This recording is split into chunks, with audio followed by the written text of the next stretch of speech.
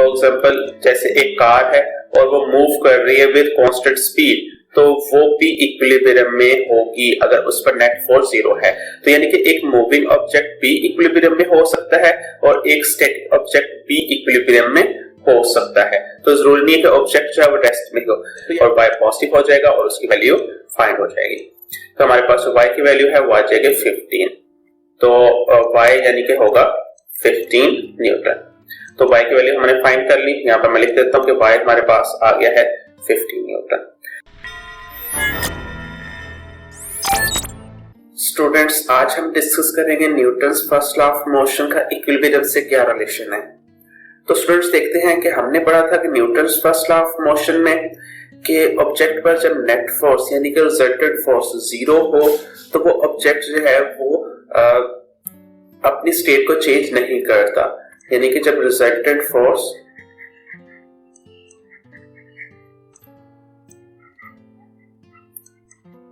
Is 0, इसमें condition ही है कि रिजल्टेंट फोर्स जो है वो 0 होनी चाहिए, ये नेसेसरी है। अगर रिजल्टेंट फोर्स 0 होगी तो वो ऑब्जेक्ट जो है वो अपनी स्टेट को चेंज नहीं करेगा।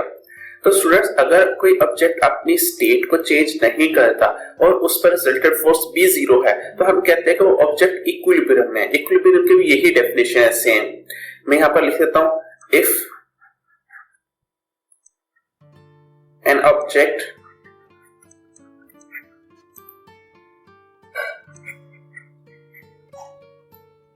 does not change its state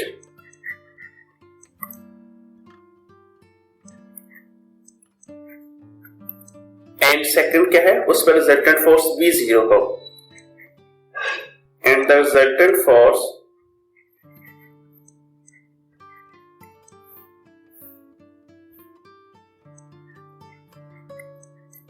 on the object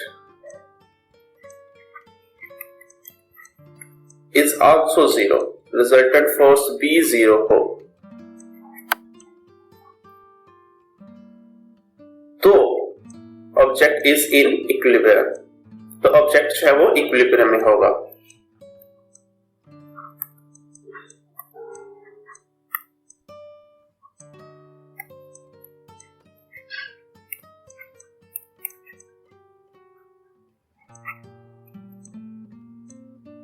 तो ऑब्जेक्ट जो है वो इक्विलिब्रियम में होगा, ये कंडीशन है, ये डेफिनेशन है स्टूडेंट्स इक्विलिब्रियम की। तो हमने पढ़ा हुआ है कि यही कंडीशन सेम तो फर्स्ट लॉ ऑफ मोशन की है कि ऑब्जेक्ट पर रिजल्टेंट फोर्स 0 होनी चाहिए। तो अगर रिजल्टेंट फोर्स 0 है तो उसकी स्टेट में चेंज नहीं आता, तो वो ऑब्जेक्ट अगर रेस्ट में तो रेस्ट में रहेगा, मोशन में है तो मोशन में रहेगा। यही तो फर्स्ट लॉ ऑफ न्यूटन हमें कहता है। तो इक्विलिब्रियम की सेम डेफिनेशन यही है इक्विलिब्रियम की। अब फॉर एग्जांपल यहाँ पर मैं एग्जांपल दे देता हूँ कि अगर एक बुक है जो कि टेबल पर पड़ी हुई है तो वो बुक जो है वो इक्विलिब्रियम में होगी। जैसे फॉर एग्जांपल यहाँ पर मैंने एक टेबल बना दिया, इस पर एक बुक पड़ी हुई है, ये जो बुक है इस पर नेट फोर्स 0 होती है। वो कैसे? क्योंकि इस पर जो डाउनवर्ड डायरेक्शन में फोर्स लग रही है जो कि इसका वेट है, उसके इक्वल ही टेबल इस पर अपवर्ड डायरेक्शन में फोर्स लगाता है, जिसे हम जो है रिएक्शन फोर्स कहते हैं। तो वो दोनों फोर्सेस इक्वल होती है, कैंसिल आउट कर देती है, तो रिजल्टेंट नेट फोर्स हमारे पास जो है वो 0 आ जाती है इस पर। तो जिसकी वजह से ये जो हमारे पास बुक है वो इक्विलिब्रियम की स्टेट में होती है टेबल पर। ओके स्टूडेंट्स, अब जो इक्विलिब्रियम की कंडीशंस है, 2 मेन कंडीशन है इक्विलिब्रियम की, उनको हम डिस्कस करते हैं। जो फर्स्ट कंडीशन है वो ये है, the net force on the object is 0, यानी कि रिजल्टेंट फोर्स है वो 0 होनी चाहिए। तो मैं यहां पर मेंशन कर देता हूं,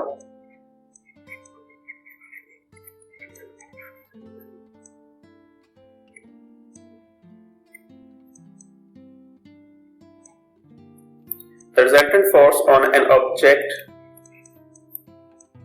is 0, रिजल्टेंट फोर्स जो है वो 0 होनी चाहिए। यानी कि हम लिख सकते हैं कि समेशन F यानी कि sum of all the forces is equal to 0। Summation जो है फोर्सेस का सम जो है वो 0 होना चाहिए। स्टूडेंट यहाँ पर एक चीज मेंशन करना मैं भूल गया हूँ, वो मैं बता देता हूँ। स्टूडेंट अब यहाँ पर 2 स्टेट्स बनती है हमारे पास इक्विलिब्रियम की। जो फर्स्ट स्टेट है उससे मैं यहाँ पर लिख देता हूँ, उसे हम कहते हैं स्टैटिक इक्विलिब्रियम, यानी कि ऑब्जेक्ट जो है अगर रुका हुआ है, जैसे कि यहाँ पर हमने बुक की एग्जांपल ली जो कि टेबल पर पड़ी हुई है। अगर जो है बुक रेस्ट में है, सपोज की रेस्ट में है, तो ये रेस्ट में है, जैसे हम कहेंगे स्टैटिक इक्विलिब्रियम में है। इसी तरह अगर कोई ऑब्जेक्ट मूव कर रहा हो, फॉर एग्जांपल जैसे एक कार है और वो मूव कर रही है विद कांस्टेंट स्पीड, तो वो भी इक्विलिब्रियम में होगी अगर उस पर नेट फोर्स 0 है। तो यानी कि एक मूविंग ऑब्जेक्ट भी इक्विलिब्रियम में हो सकता है और एक स्टैटिक ऑब्जेक्ट भी इक्विलिब्रियम में हो सकता है। तो जरूरी नहीं है कि ऑब्जेक्ट जो है वो रेस्ट में हो। तो यानी कि उस पर जो कंडीशन है वो ये है कि वो रिजल्टेंट फोर्स उस पर जो अप्लाई हो रही है वो 0 होनी चाहिए। तो अगर कोई ऑब्जेक्ट है उस पर रिजल्टेंट फोर्स 0 है पर वो मूव कर रहा है तो भी वो इक्विलिब्रियम में होगा। फॉर एग्जाम्पल जैसे मैंने आपको बताया कि हमारी अर्थ है अराउंड सन कांस्टेंट स्पीड से मूव कर रही है, तो हमारी अर्थ जो है वो इन डायनामिक इक्विलिब्रियम है। अगर हमारी अर्थ एक्सेलरेट हो रही होती तो हमें वो एक्सेलरेशन फील होता, हम पर भी फोर्स फील होती। तो हमारी जो अर्थ है वो डायनामिक इक्विलिब्रियम में है अराउंड सन, तो सन के अराउंड जो है वो सर्कल में कांस्टेंट स्पीड से मूव कर रही है, जिस वजह से हमें जिसकी वजह से इक्विलिब्रियम में है। तो इक्विलिब्रियम में हम पर रिजल्टेंट फोर्स नेट जो है वो 0 है, तो हम जो है उस फोर्स को फील नहीं करते। ओके स्टूडेंट, यहाँ पर एक एग्जांपल है वो मैं एक्सप्लेन कर देता हूँ। फर्स्ट कंडीशन ऑफ इक्विलिब्रियम को जो सेटिस्फाई कर रही है, फॉर एग्जांपल मेरे पास एक बॉक्स है, इस बॉक्स पर ऑल डायरेक्शन में फोर्स अप्लाई हो रही है।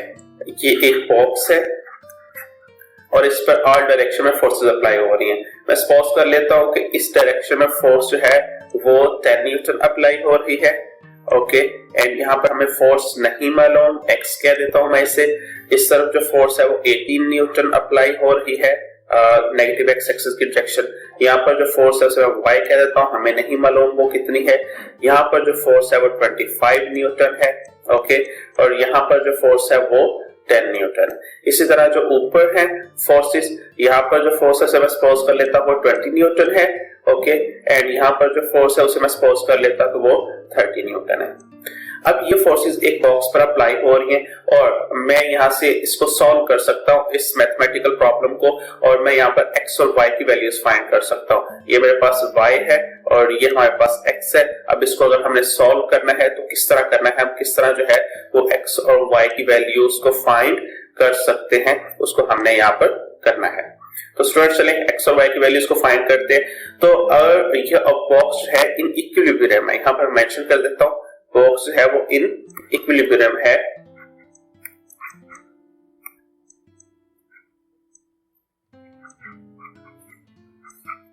अगर बॉक्स इक्विलिब्रियम में है तो इट्स मीन कि उस पर जो नेट फोर्स अप्लाई हो रही है वो 0 है।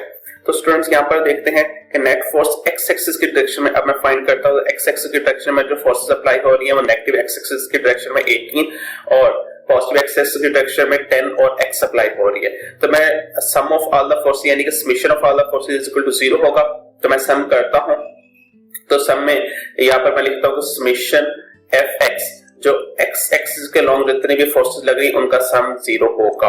तो x डायरेक्शन में हमारे पास अप्लाई हो रही है 10 जो कि पॉजिटिव x एक्सिस पे है, और x हो रही है ये भी पॉजिटिव x एक्सिस के लॉन्ग हो रही है, और 18 हो रही है तो ये हमारे पास नेगेटिव आएगा, नेगेटिव 18 क्योंकि नेगेटिव एक्स एक्सिस की डायरेक्शन में अप्लाई हो रही है, यानी अपोजिट डायरेक्शन में अप्लाई हो रही है, और इन सब का सम 0 होगा।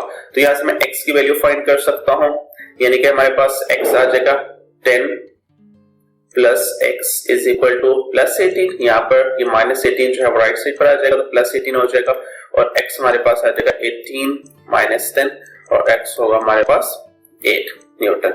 यानी कि ये जो x हमारे पास है इसकी वैल्यू हमने फाइंड कर ली जो कि है हमारे पास 8 न्यूटन।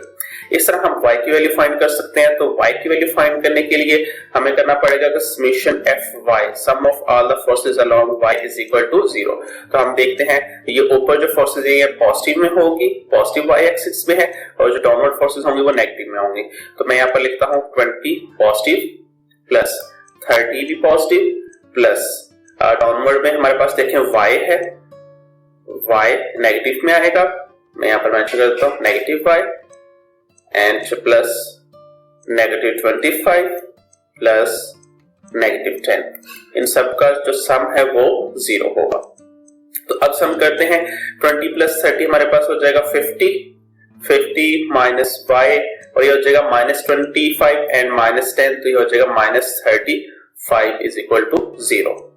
तो हमारे पास आ जाएगा 50 minus 35 is equal to y। तो y को जो है वो राइट साइड पर लेके हम यहाँ से, और y पॉजिटिव हो जाएगा और उसकी वैल्यू फाइंड हो जाएगी। तो हमारे पास जो y की वैल्यू है वो आ जाएगी 15। तो y यानी कि होगा 15 न्यूटन। तो y की वैल्यू हमने फाइंड कर ली। यहाँ पर मैं लिख देता हूँ कि y हमारे पास आ गया है 15 न्यूटन। अब स्टूडेंट्स इसको थोड़ा सा अंडरस्टैंड भी करते हैं।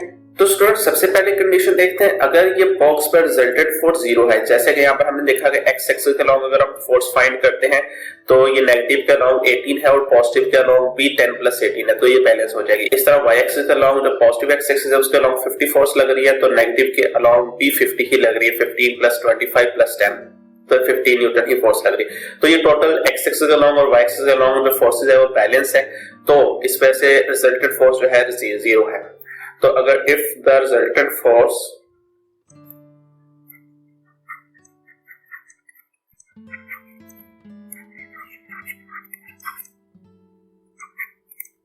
इज 0, अगर रिजल्टेंट फोर्स 0 होती है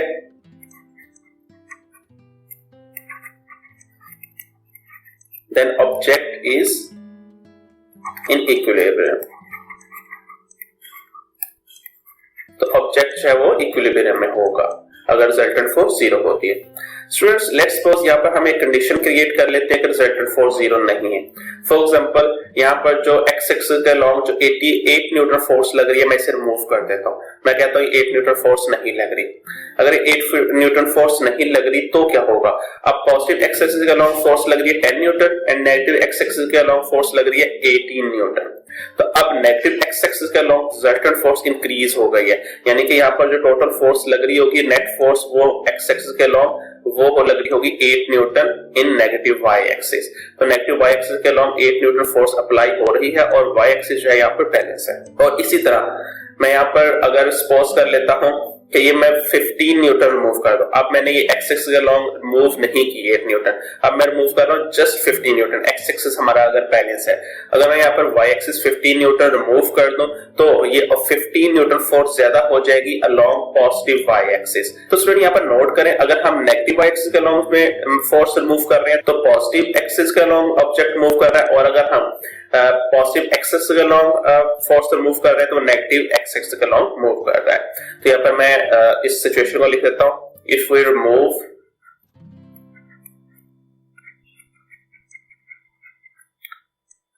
अ फोर्स, तो ऑब्जेक्ट जो है वो अब रिजल्टेंट फोर्स 0 नहीं होगी, जो रिजल्टेंट फोर्स है वो अपोजिट डायरेक्शन में ज्यादा आ जाएगी। If we remove a force then object is move in opposite direction। जो ऑब्जेक्ट है वो अपोजिट डायरेक्शन में मूव करेगा। ओके स्टूडेंट्स, तो यानी कि अगर रिजल्टेंट फोर्स 0 हो तो ऑब्जेक्ट इक्विलिब्रियम में होगा और वो स्टैटिक इक्विलिब्रियम, जैसे यहाँ पे मैंने एग्जांपल दिया। और ये जरूरी नहीं है कि वो स्टैटिक इक्विलिब्रियम में हो, मैं बार बार बता रहा हूँ कि बहुत सारी एग्जांपल है जिसमें ऑब्जेक्ट कांस्टेंट स्पीड से जब मूव कर रहा होता है, कोई भी ऑब्जेक्ट जब कांस्टेंट स्पीड से मूव कर रहा होता है तो उस पर रिजल्टेंट फोर्स 0 होती है, तो उस वक्त भी वो ऑब्जेक्ट इक्विलिब्रियम के स्टेट में ही होता है। अगर आज के लेक्चर से रिलेटेड किसी किस्म का क्वेश्चन है तो आप हमसे कमेंट सेक्शन में पूछ सकते हैं। हमारे सोशल मीडिया अकाउंट्स के लिंक्स भी डिस्क्रिप्शन में शेयर किए गए, आप उनके थ्रू भी हमसे कांटेक्ट कर सकते हैं। आपने बहुत सारा ख्याल रखिएगा। खुदा हाफिज।